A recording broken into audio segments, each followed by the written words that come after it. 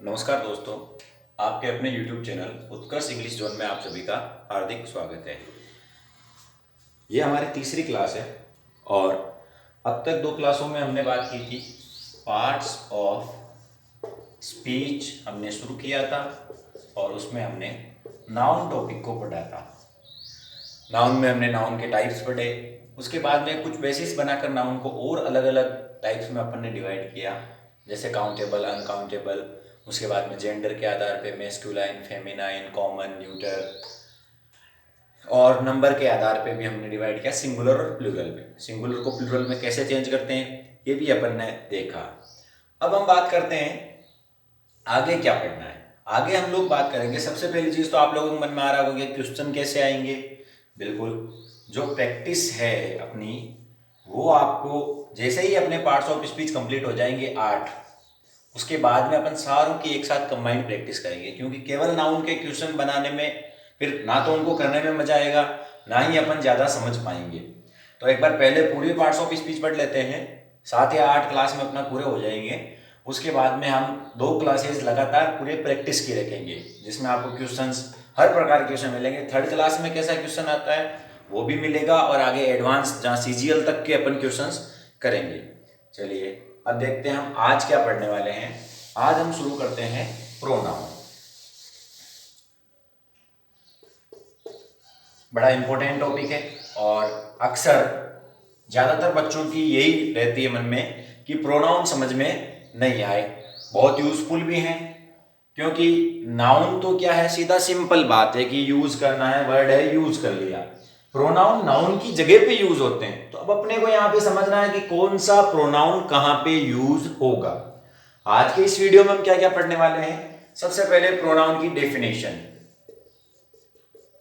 Definition, उसके बाद में प्रोनाउन के काइंड्स, प्रकार क्या क्या हैं, कितने प्रकार के होते हैं प्रोनाउन, और उसके बाद में एग्जाम्पल्स। यहां सेंटेंस से अपन एग्जाम्पल्स देखेंगे कि किस प्रकार से हमें कौन से प्रोनाउन को सेंटेंस में यूज करना है। आज की वीडियो लंबी जरूर होने वाली है, लेकिन इतना आपको विश्वास दिला देता हूं कि गारंटीड आपके लिए बहुत यूजफुल होगी, और कोई से भी एग्जाम में आप बैठ जाना, प्रोनाउन से रिलेटेड आपका क्वेश्चन रॉन्ग नहीं होने वाला है। चलिए हम सबसे पहले बात करते हैं डेफिनेशन की। वही बात है, डेफिनेशन बिल्कुल सिंपल है। हिंदी की बात करें हम तो संज्ञा के स्थान पे प्रयुक्त होने वाले शब्दों को सर्वनाम कहा जाता है। हिंदी में सर्वनाम कहते हैं ऐसे शब्द जो संज्ञा के स्थान पे यूज हो जाए, यानी अपन को क्या करना है, रिपीटेशन से बचना है। हर भाषा का एक नियम होता है, हर भाषा ये चाहती है कि आप शब्दों को कम से कम रिपीट करें। अब शब्दों को कम से कम रिपीट करें, इसके लिए अपन ने क्या करा, कुछ ऐसे वर्ड बनाए जो सभी के लिए प्रयुक्त हो जाए। सर्वनाम जो सभी का नाम हो सकता है, उसको अपन ने क्या कह दिया, सर्वनाम, प्रोनाउन कह दिया। इंग्लिश में अगर डेफिनेशन की बात करें हम तो the words which can be used on the place of noun words are called pronoun। कहने का मतलब है ऐसे शब्द जो संज्ञा के स्थान पे यूज हो जाए, that can be used instead of a noun। Noun की बजाय इसको, जिसको अपन यूज कर सकते हैं, वही क्या कहलाएगा, प्रोनाउन। हिंदी में अगर हम बात करें तो संज्ञा के स्थान पर प्रयुक्त होने वाले शब्द, ऐसे शब्द जो संज्ञा के स्थान पर प्रयुक्त हो जाए। इसके आगे हम बात करते हैं इसके प्रकारों की। आप स्क्रीनशॉट लीजिए, फिर अपन आगे बात करेंगे। चलिए अगर आपने स्क्रीनशॉट ले लिया तो अब हम देखते हैं प्रोनाउन के काइंड्स। काइंड्स मीन्स प्रकार। Kinds of pronoun. प्रोनाउन के कितने प्रकार हैं? प्रोनाउन के 7 प्रकार हैं। There are 7 kinds of pronoun. Pronoun के कितने प्रकार हैं? 7 प्रकार हैं। सातों को अपन स्टेप बाय स्टेप पढ़ेंगे। जैसे हमारा पहला प्रकार है वो है personal pronoun. Personal pronoun, personal pronoun अपन कहते हैं जो पुरुष वाचक सर्वनाम होता है। अब अपन बात करेंगे पर्सनल प्रोनाउन क्या होता है। पर्सनल प्रोनाउन हम कहते हैं जो किसी व्यक्ति के नाम के स्थान पर यूज हो। व्यक्ति का नाम जैसे राम है, श्याम है, उनके स्थान पे जो शब्द यूज हो जाते हैं उनको अपन कहते हैं पर्सनल प्रोनाउन।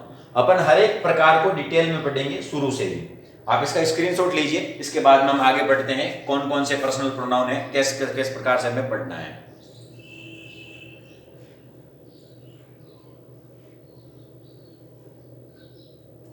चलिए आगे देखते हैं हम। पर्सनल प्रोनाउन की परिभाषा आपको समझ में आई होगी, जो किसी व्यक्ति के नाम के स्थान पे यूज किए जाते हैं। अब इसको 3% में डिवाइड किया जाता है। इट इज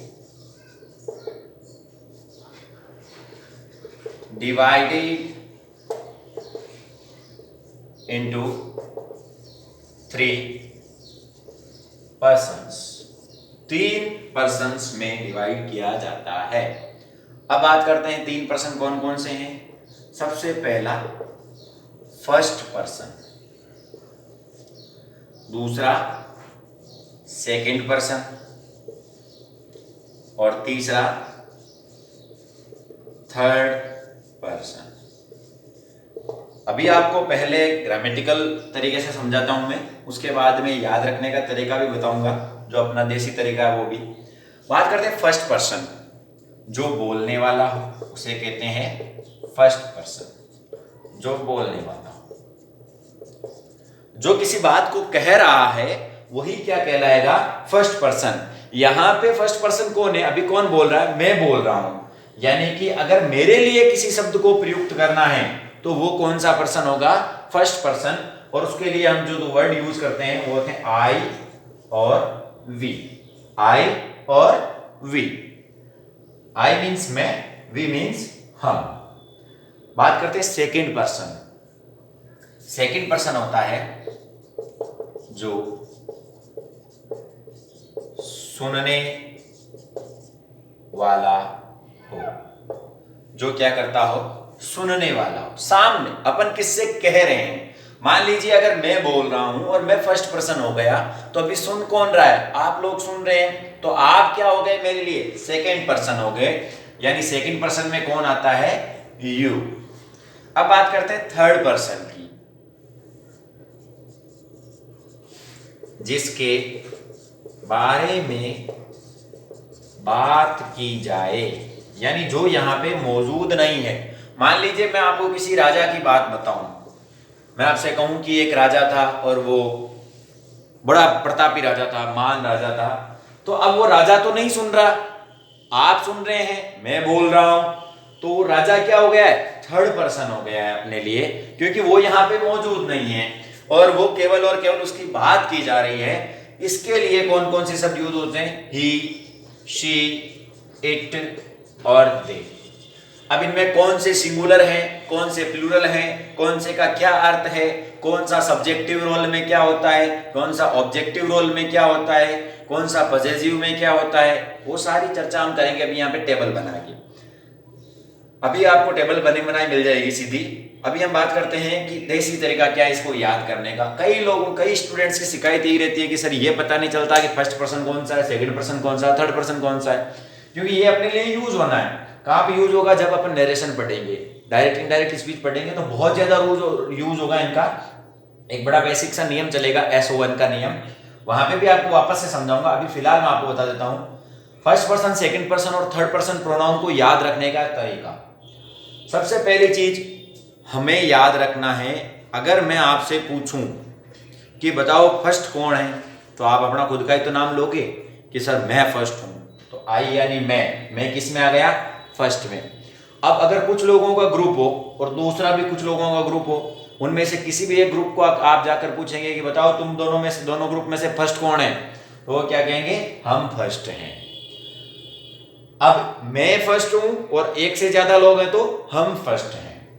दूसरे की बात करें सेकंड पर्सन की, अब फिर मैं आपके पास आकर पूछूं चलो फर्स्ट आप हो गए, अब बताओ सेकंड कौन है, तो आप कहोगे कि तुम सेकंड हो, तो तुम क्या हो गए, सेकंड हो गए। और जो भी पीछे बचे वो सारे के सारे थर्ड हो गए, यानी वे है चाहे वे है, वो सारे के सारे क्या हैं, थर्ड हैं।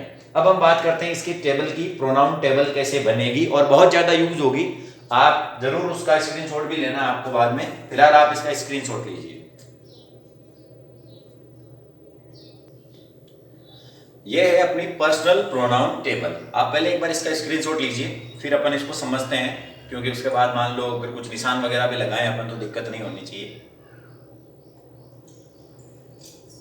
बात करते हैं किस प्रकार से मैंने इसको बनाई है, वो आपको पूरा से समझाऊंगा। पर्सनल प्रोनाउन टेबल, इसमें केवल और केवल प्रोनाउन का जो पहला भाग है उसी के प्रोनाउंस हैं सारे के सारे।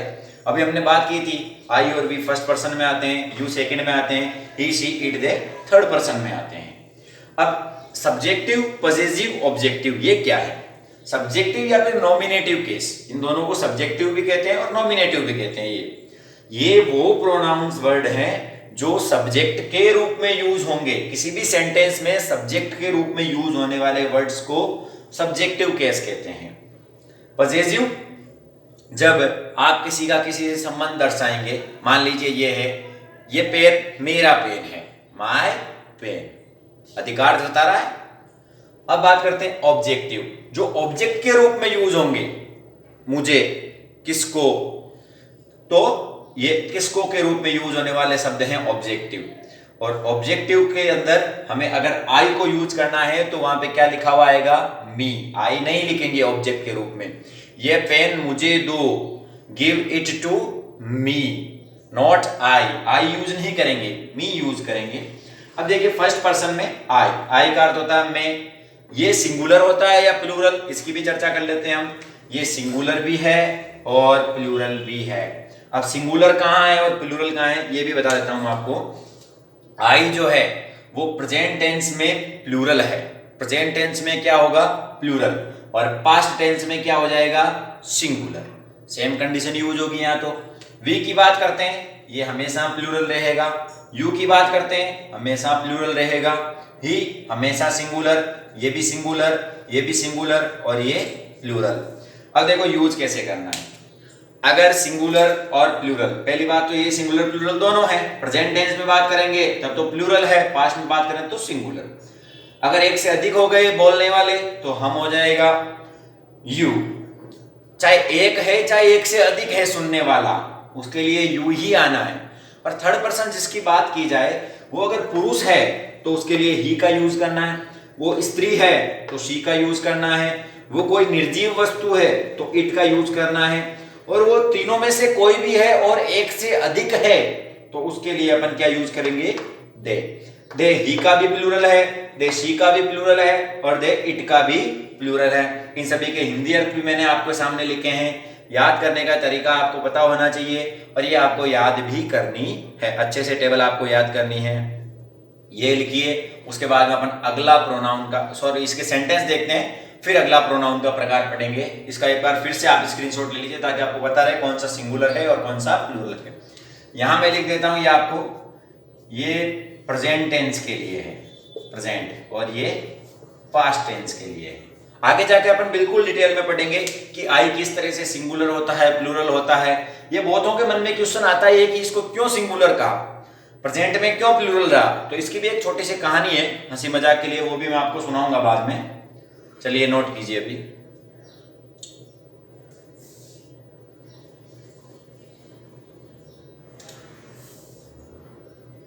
अब देखते हैं हम इसके सेंटेंसेस, किस तरह से आपको प्रोनाउन को रिप्लेस करना है। बहुत बार क्वेश्चन पूछा जाता है और अगर मान लीजिए कॉमन एरर्स का जो क्वेश्चन आता है, जैसे अपने पटवारी के सिलेबस में है, एलडीसी में है, हाईकोर्ट वाली में, स्टेनो में है, आरएसएसबी वाली में और एसएससी में तो होती है यार, तो कॉमन एरर के क्वेश्चन में प्रोनाउन से रिलेटेड क्वेश्चन पूछा ही जाता है, ये मान के चलिए आप। अब देखते हैं पर्सनल प्रोनाउन को कैसे रिप्लेस किया जाता है। मान लीजिए एक सेंटेंस लिखा हुआ आएगा, once there was a king, the king was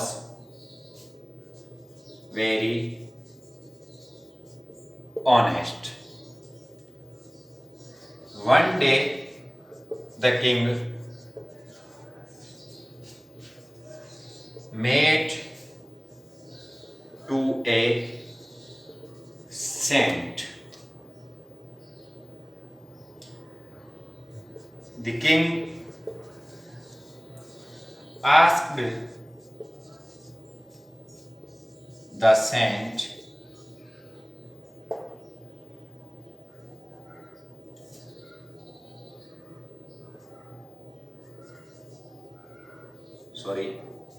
The king asked the saint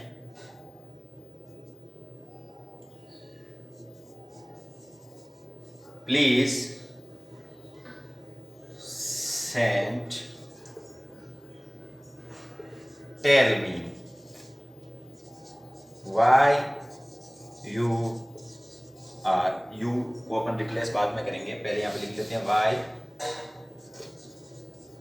the saint is here। चलिए, ये था अपना एक पूरा अपन ने पैराग्राफ बना लिया। मान लीजिए सेंटेंस नहीं, पैराग्राफ कह सकते हैं हम इसको, क्योंकि हमें प्रोनाउन रिप्लेस करने हैं तो पैराग्राफ की जरूरत पड़ती है। अब बात करते हैं कैसे रिप्लेस करने हैं। सबसे पहले अपन इसमें नाउन वर्ड ढूंढेंगे कि कौन कौन से नाउन वर्ड है। नाउन वर्ड ढूंढेंगे तभी तो रिप्लेस कर पाएंगे। सबसे पहले अपने को मिला किंग, ये नाउन वर्ड है, ये भी नाउन वर्ड है, ये भी नाउन वर्ड है, ये भी नाउन वर्ड है, ये भी नाउन वर्ड है, ये भी नाउन वर्ड है, ये भी नाउन वर्ड है, ये भी नाउन वर्ड है। इतने सारे नाउन वर्ड्स अपने को मिल गए इस सेंटेंस में। अब बात करते हैं हम कैसे रिप्लेस करेंगे। ए किंग यहाँ पे पहली बार यूज हुआ है, इसको रिप्लेस कर नहीं सकते, क्योंकि पहली बार में नाउन को रिप्लेस कर देंगे तो पहचानेंगे कैसे कि कौन से नाउन को रिप्लेस किया गया है। लेकिन यहां देखिए द किंग, अब ये वही उसी राजा की बात की जा रही है, तो बार बार हम रिपीट नहीं करेंगे। अब हम यहाँ पे थर्ड पर्सन की बात कर रहे हैं, क्योंकि ये बात तो हम कर रहे हैं, राजा तो नहीं बोल रहा। ये बात कौन कर रहा है? हम कर रहे हैं। तो राजा हमारे लिए क्या है? अभी थर्ड पर्सन है, तो यहाँ पे क्या आ जाएगा? ही। यहाँ पे अब क्या आ गया? He was very honest. अब जब भी आप प्रोनाउन को रिप्लेस करते हैं उसके बाद में वर्ब को जरूर चेक करना है कि क्या जो प्रोनाउन अपन ने लगाया उसके हिसाब से वर्ब सही है या नहीं है। अब ये वर्ब कैसे लगानी है वो भी हम पढ़ेंगे जब सब्जेक्ट वर्ब एग्रीमेंट पढ़ेंगे अपन। पार्ट ऑफ स्पीच पूरे होते ही सब्जेक्ट वर्ब एग्रीमेंट शुरू करने वाले हैं, उसमें भी आप समझेंगे। Very honest. अब अगला है द किंग, सेम है the king, one day the king. अभी भी अपन ही बात कर रहे हैं राजा की, तो राजा अपने लिए वापस से क्या है? थर्ड पर्सन ही है। ये लीजिए, ही कर दिया यहां पे भी। एसेंट, अब ध्यान रखना है एसेंट वापस से, जैसे ये ए किंग पहली बार आया था वैसे ही एसेंट अब पहली बार आया है। और जो नाउन फर्स्ट बार आती है उसे कभी भी रिप्लेस नहीं करना है जब तक कि इंस्ट्रक्शन नहीं दिए हुए हो। मान लीजिए आपको कह दिया जाए कि हाँ इसको रिप्लेस करो, तब तो बात अलग है। अब the king asked the saint, यहां पे आप चाहो तो दोनों जगह ही यूज कर सकते हैं क्योंकि थर्ड पर्सन यूज कर रहे हैं, लेकिन यहां पे अपन यूज नहीं करेंगे क्योंकि ताकि अपने को पता चले कि ये आगे जो आएगा अब यहाँ पे फर्स्ट पर्सन यूज होगा। The king asked the saint please saint tell me. ये देखो मी यूज हो गया है। मी किसके लिए आया है? द किंग के लिए आया है, मैंने पहले से चेंज कर दिया था। अब यहाँ पे एस सेंट, सेंट है, राजा बात कर रहा है सेंट से। बोल कौन रहा है? राजा। राजा कौन सा पर्सन हो गया? First person. सुनेगा कौन? संत। तो संत क्या हो गया? Second person. बस इतना सा ही समझना है अपने को कि जो बोलने वाला है वो फर्स्ट पर्सन है, जो सुनने वाला है वो सेकंड पर्सन है, और जिसकी भी बात की जाएगी वो थर्ड पर्सन है। Please saint. अब सेंट को क्या कर देंगे अपन, रिप्लेस करेंगे, सब्जेक्ट के रूप में आया है ना, सेंट बोलेगा, यानी सेंट को कहा है कि आप बताओ मुझे। कौन बताएगा, सेंट बताएगा। किसे बताएगा, राजा को बताएगा। तो यहां पे क्या आ जाएगा, यू टेल, वापस से सही है टेल, कोई दिक्कत नहीं है। मी, मी किसके अकॉर्डिंग चेंज होना है, द किंग के अनुसार। ऑब्जेक्ट आ गया, फर्स्ट पर्सन का ऑब्जेक्ट आ गया, मी आ गया ऑलरेडी। वाई, वापस से सेंट, सेंट को किससे रिप्लेस करेंगे, यू से, यू। अब इज को चेंज करेंगे आर में, क्योंकि यू के साथ क्या आएगी, प्लूरल। अभी अपन ने पढ़ा था यू क्या है, प्लूरल, हमेशा प्लूरल रहना है। और जो हमेशा प्लूरल रहता है उसके साथ में वर्ब भी प्लूरल ही आएगी। जो सिंगुलर है उसके साथ में सिंगुलर वर्ब, जो प्लूरल है उसके साथ में प्लूरल वर्ब। अब आपको समझ में आया होगा, इसका स्क्रीनशॉट लीजिए, फिर आगे की चर्चा करते हैं।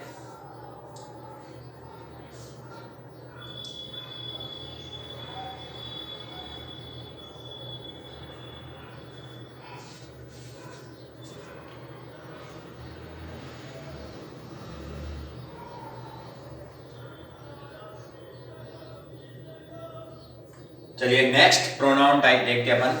सेकंड जो अपना टाइप है वो है रिफ्लेक्सिव प्रोनाउन। कौन सा टाइप है, सेकंड,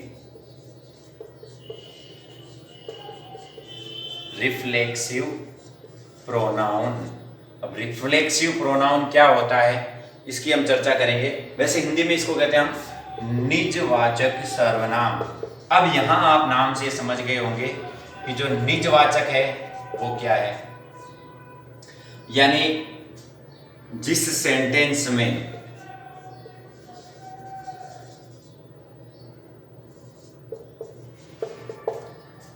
कर्ता द्वारा, सब्जेक्ट द्वारा, कर्ता यानी सब्जेक्ट द्वारा किए गए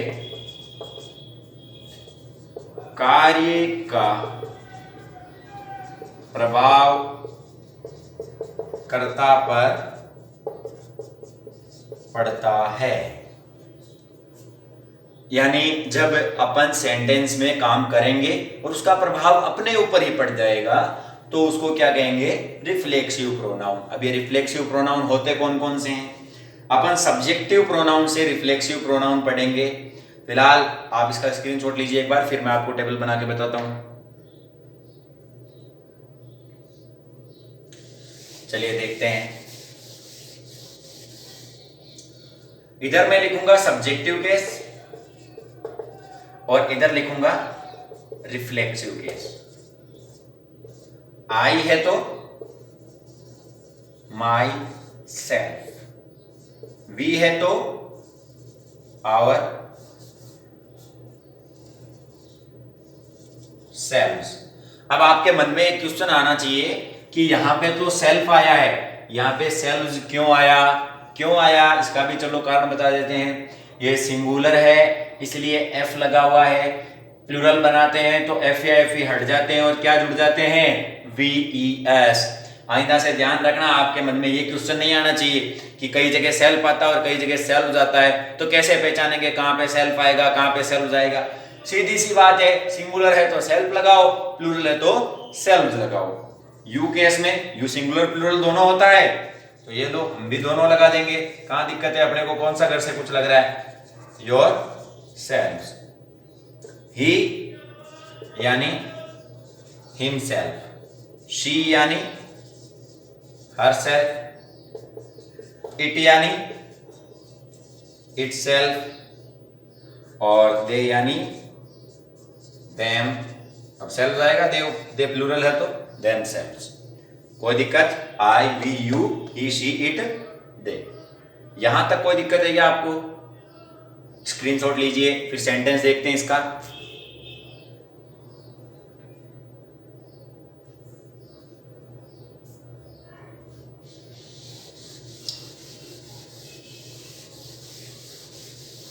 चलिए एग्जाम्पल देखते हैं। डू नॉट ब्लेम, चलिए इसको चेंज कर लेते हैं, you should not blame your self. You should not blame your self. Your self आया है, तुम्हें अपने आप पर ब्लेम नहीं लगाना चाहिए। इस योर सेल्फ, इस ब्लेम का अर्थ किस पे पड़ रहा है? प्रभाव यू पे पड़ रहा है, इसलिए क्या गया? योर सेल्फ पे। अब मैं खुद ही कहूं और खुद के लिए ही कहूं तो उसका प्रभाव किस पर पड़ा? मुझ पर ही तो पड़ा है। तो ये योर सेल्फ किसके लिए आ गया? यू सेल्फ पे आ गया। ही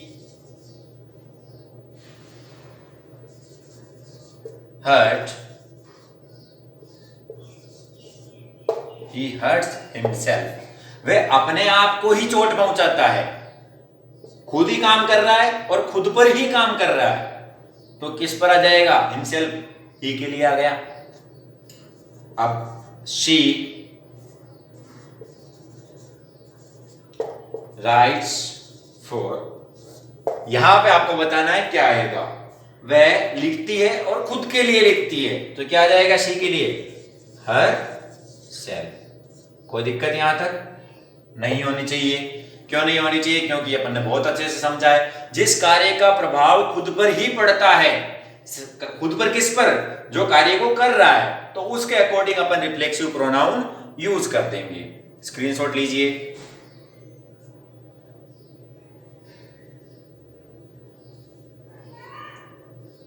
थर्ड देखते हैं प्रोनाउन का थर्ड टाइप। थर्ड टाइप है डेमोन्स्ट्रेटिव प्रोनाउन। डेमोन्स्ट्रेटिव प्रोनाउन नाम से पता चल रहा है संकेत वाचक सर्वनाम। बचपन में बहुत सेंटेंस पढ़े हमने इसके संकेत वाचक सर्वनाम के। एग्जाम्पल क्या क्या है? देखो, 4 ही एग्जाम्पल है। दिस, दैट, दीज और दोस। सेंटेंस देखिए, दिस इज ए कार। यह एक कार है। तो ये प्रोनाउन है ना यहाँ पे। अब अपन कहते हैं कार इज ए कार, जो कार दिख रही है वो कार है? नहीं। अब अपन ने क्या करा? उसकी जगह पे फिक्स वर्ड काम में ले लिया अपन ने। यह, वह, ये, वह। सिंगुलर आता है तो दिस और दैट का यूज करना है। प्लूरल आता है तो दीज और दोज का यूज करना है। अब जो कार सामने अपने खड़ी है, अपन इशारा कर सकते हैं। अगर पास में है तो दिस और दीज का यूज कीजिए, दूर है तो दैट और दोज का यूज कीजिए। वापस से कंसेप्ट को समझना है। 4 ही वर्ड हैं, चारों को यूज करना है संकेत के लिए।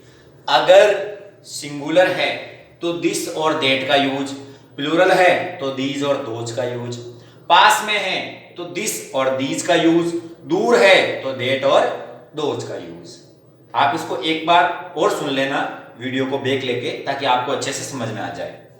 That is my house. यहां अपन समझ रहे हैं कि एक तो वो खुद के घर की तरफ इशारा कर रहा है और सामने जो दिख रहा है वो भी कोई ना कोई घर है, और दूसरी चीज वो घर दूर है, पास में नहीं है, वो घर दूर है। These are my brothers। ये मेरे भाई हैं। उसके पास में 3-4 लोग खड़े हैं जो उसके भाई हैं। Those are my enemies। वे मेरे शत्रु हैं। यानी जो दूर कुछ लोग खड़े हैं वो उसके क्या हैं? शत्रु हैं। समझ में आया आपको? डेमोन्स्ट्रेटिव प्रोनाउन यानी जो संकेत करने के काम आता है, जो इशारा करने के काम आता है। क्या करने के काम आता है? इशारा। ये उंगली याद कर लेना, डेमोन्स्ट्रेटिव प्रोनाउन समझ में आ जाएगा। 4 ही है, दिस, दिस, दैट, दीज और दोज। स्क्रीनशॉट लीजिए।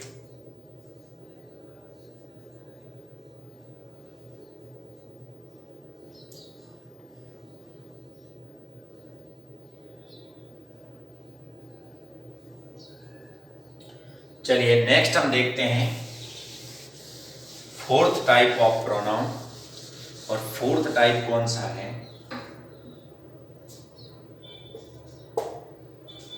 Interrogative pronoun. इंट्रोगेटिव प्रोनाउन यानी प्रश्न वाचक सर्वनाम। ऐसे सर्वनाम जो प्रश्न पूछने का काम करेंगे और उनका आंसर क्या होगा, कोई ना कोई नाउन, कोई ना कोई नाउन आंसर होना चाहिए। देखिए कैसे कौन कौन से हैं। अब इनको दूसरे शब्दों में हम कहें तो WH वर्ड भी कहते हैं। हम इनको क्या कहते हैं, WH वर्ड। इन्हीं को कहा जाता है WH वर्ड। WH वर्ड इसलिए कहा जाता है क्योंकि इनकी शुरुआत WH से होती है। कौन कौन से हम देखते हैं, हु का मतलब क्या होता है, कौन। व्हाट का मतलब क्या होता है, क्या। अक्सर पूछ लेते हैं एक सवाल, बताओ व्हाट का मतलब क्या होता है।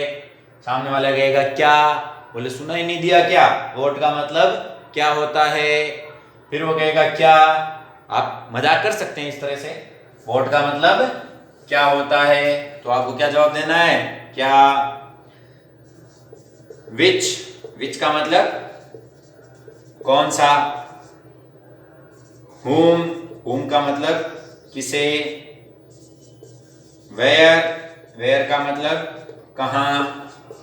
when का मतलब कब। why का मतलब क्यों। whose का मतलब किसका। और लास्ट अपना बचता है हाउ का मतलब होता है कैसे। अब इस हाउ से खूब सारे बनाए जा सकते हैं, जैसे हाउ मेनी या हाउ मच, इसका मतलब हो जाता है कितना। और कितना भी कौन सा वाला, मात्रा वाला। इसी को अपन लिखते हैं हाउ लॉन्ग, कितना लंबा। हाउ ओल्ड, कितना पुराना। हाउ न्यू, कितना नया। ये सारे जिसको भी आप इसके पीछे जो भी आप क्वांटिटी वाला लगाओगे, उसी के अकॉर्डिंग ये उसकी मात्रा पूछ लेगा। तो ये आप इसका स्क्रीनशॉट लीजिए, फिर इसके एग्जांपल देखते हैं अपन 2-3।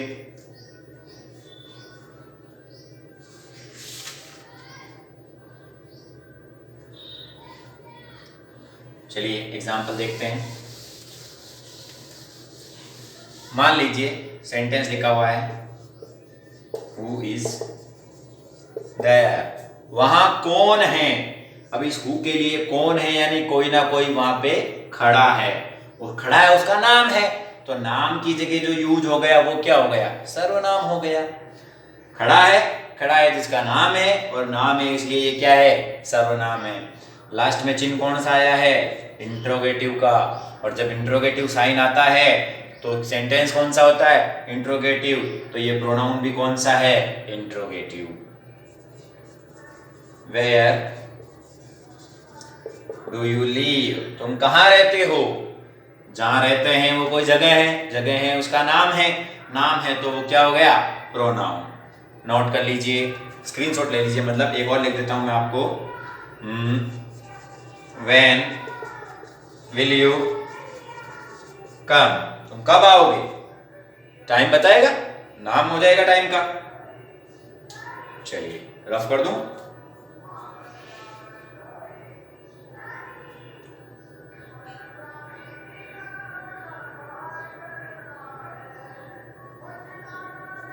अगला है अपना रिलेटिव प्रोनाउन।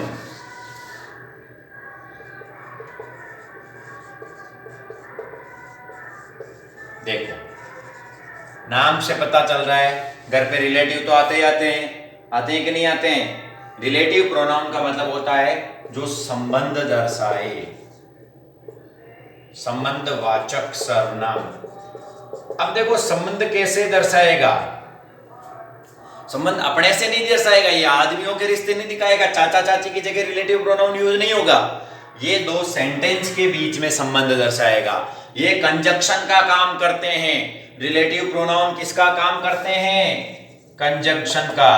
एक तरह से ये कंजक्शन का काम करते हैं और ये दो वाक्यों को जोड़ने का काम करते हैं। रिलेटिव किसको कहते हैं, जो जोड़ते हैं उसी को तो रिलेटिव कहते हैं। तो संबंधवाचक सर्वनाम ये कौन कौन से हैं, अभी मैंने आपको बताया था WH वर्ड। जितने भी WH वर्ड हैं वो सारे, प्लस इफ, वेदर और that. WH word if, whether और डेट, ये क्या है, संबंधवाचक सर्वनाम है। सेंटेंस देखोगे आपको समझ में आ जाएगा। I met the boy whom you scolded। देखो सेंटेंस में whom आया है, WH वर्ड आया है, मगर फिर भी क्वेश्चन मार्क नहीं आया है। WH वर्ड आया है लेकिन क्वेश्चन मार्क नहीं आया। क्यों नहीं आया? क्योंकि WH वर्ड शुरुआत में नहीं आया। अगर WH वर्ड सेंटेंस की स्टार्टिंग करता है तो वो इंट्रोगेटिव प्रोनाउन हो सकता है, मगर वही WH वर्ड अगर बीच में आ जाए तो फिर वो इंट्रोगेटिव प्रोनाउन नहीं होगा। वो कौन सा प्रोनाउन होगा?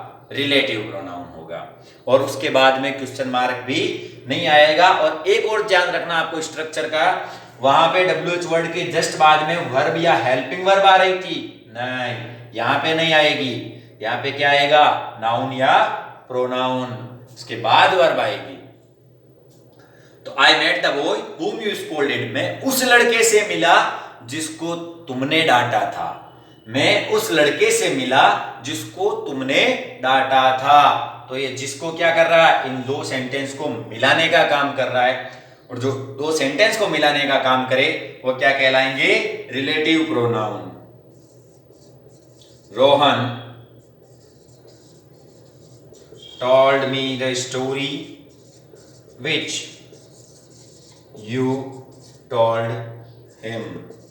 रोहन ने मुझे वह कहानी बताई जो तुमने उसको बताई थी। अब इन सभी प्रोनाउंस के और ज्यादा एग्जाम्पल अपन देखेंगे, प्रैक्टिस सेट में देखेंगे। और अगर आप चाहते हैं अभी तो आप हमारा टेलीग्राम ग्रुप ज्वाइन कीजिए, उत्कर्ष इंग्लिश जोन नाम से है, उसमें आपको मिल जाएंगे। और इन सभी के लिंक आपको वीडियो के डिस्क्रिप्शन बॉक्स में मिलेंगे। आप डायरेक्ट वहां से ज्वाइन कर सकते हैं और वहां पे आपको सारे एग्जाम्पल मिलेंगे, खूब सारे एग्जाम्पल अवेलेबल हैं। आप स्क्रीनशॉट लीजिए, फिर अगला पढ़ते हैं।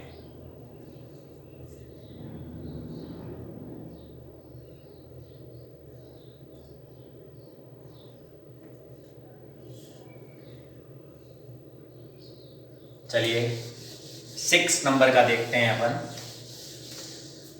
जो 6 नंबर का प्रोनाउन है वो कौन सा है? 6 नंबर का प्रोनाउन है एम्फेटिक प्रोनाउन।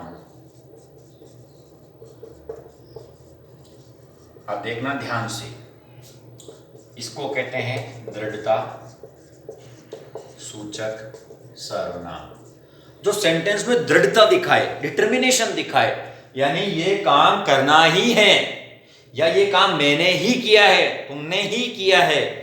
ही शब्द क्या होता है? दृढ़ता दिखाता है, वाक्य में जोर डालता है। तो जोर डालने के लिए जो प्रोनाउन यूज होते हैं वो कौन से होते हैं? एम्फेटिक। एग्जाम्पल वही वाले जो हमने देखे थे रिफ्लेक्सिव प्रोनाउन में, जैसे myself, yourself, himself etcetera. यानी वो जितने भी सात है ना, myself, yourself, ourself, itself, himself, herself, themself, वो सातों के सातों लिख लेना है। सेंटेंस देखते हैं अपन। आई माई सेल्फ डिड इट, ये काम मैंने खुद किया है। जोर डालने का काम कर रहा हूं ना मैं। जब आई यानी सब्जेक्टिव केस के जस्ट बाद में केस आ जाए सेल्फ या सेल्फ वाला, तो वो कौन सा होगा? एम्फेटिक प्रोनाउन होगा। अब यहाँ पे क्रिया पे जोर पड़ रहा है, इस डिड पे जोर पड़ रहा है कि ये काम करने वाला सब्जेक्ट खुद है, इसलिए he himself wrote me a letter। उसने खुद मुझे पत्र लिखा था, उसने खुद मुझे पत्र लिखा था, किसी और ने नहीं लिखा है, उसने खुद ने लिखा है। She herself teaches English। वह खुद अंग्रेजी पढ़ाती है। मान लीजिए किसी ने कहा कि वह लड़की है, उसके पापा अंग्रेजी पढ़ाते हैं, आपने कहा नहीं नहीं नहीं, अंग्रेजी वह खुद पढ़ाती है। इंग्लिश कौन पढ़ाती है? वह खुद। यानी ये पढ़ाने का काम कौन कर रही है? वह खुद कर रही है। अपन जोर डाल के कह रहे हैं उसी बात को, इसलिए ये कौन सा प्रोनाउन हो गया? Emphatic pronoun. स्क्रीनशॉट लीजिए।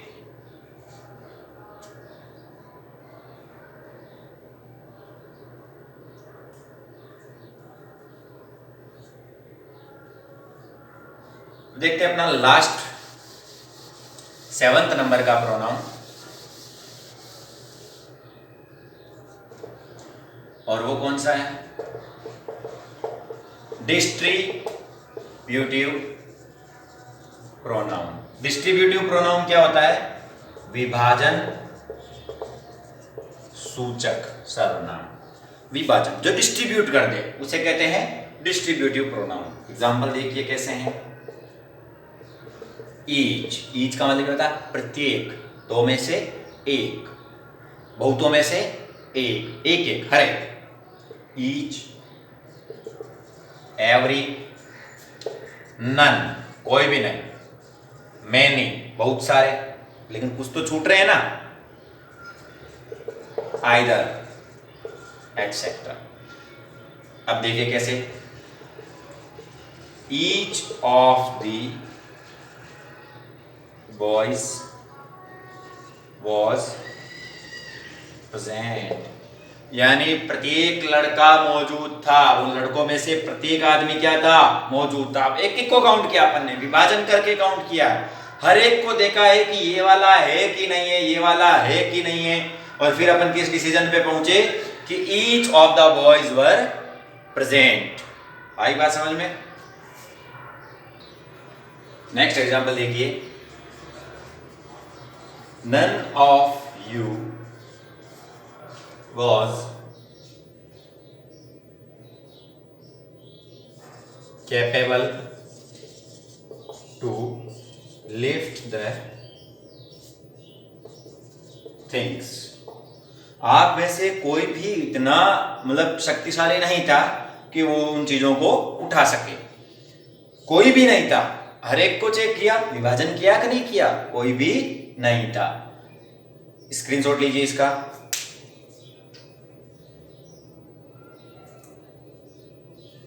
यहां पे देखिए आपके प्रोनाउन पूरे हो गए हैं, एग्जाम्पल के साथ हमने उनको समझा है। उम्मीद करते हैं कि आपको समझ में आया होगा। नहीं भी आया है तो अगर आप और डिटेल में एक्सरसाइज करेंगे तो आ जाएगा। एक्सरसाइज अगर आप करना चाहते हैं हर एक प्रोनाउन की अलग अलग, तो आपको हमारे टेलीग्राम चैनल पे बिल्कुल अवेलेबल करवा दी जाएगी आज शाम तक।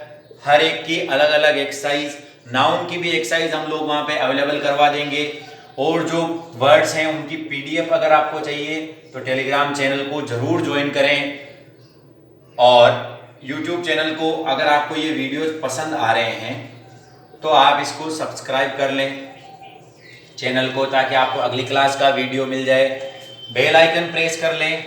बेल आइकन से क्या होगा, जैसे ही वीडियो आएगी वैसे ही आप उसको देख पाएंगे। शाम तक एक वीडियो और डाल दी जाएगी, अपनी हर रोज 2 वीडियो डाली जाएगी, एक सुबह की क्लास के लिए और एक शाम की क्लास के लिए। कई बार अभी क्या इंटरनेट की समस्या चल रही है, लॉकडाउन की वजह से बहुत ज़्यादा बर्डन होता है वहाँ पे, तो टाइम लग जाता है, शाम को थोड़ी लेट हो जाती है।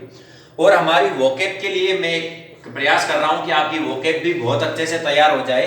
आपको सिनोनिम्स, एंटोनिम्स, फ्रेजल वर्ब्स और भी बहुत सारी चीज़ें अगर आपको अच्छे से तैयार करनी है तो छोटे छोटे से वीडियोस मैं आपको बना के डाल रहा हूँ, उनको भी आप जरूर देखें और शेयर करें, ताकि दूसरे लोग भी इंग्लिश सीख सकें। क्योंकि इंग्लिश बहुत जटिल भाषा है, अपन इसको बहुत सिंपल काम में लेते हैं, सारे वर्ड्स अपन एक ही जगह पे काम में लेते हैं। कल जैसे मैंने वो नींद वाला वीडियो डाला था, अपन नींद के लिए केवल स्लिप काम में लेते थे, लेकिन नहीं, बहुत सारे अलग अलग वर्ड्स यूज होते हैं। आप उस वीडियो को देखना, आपको समझ में आ जाएगा।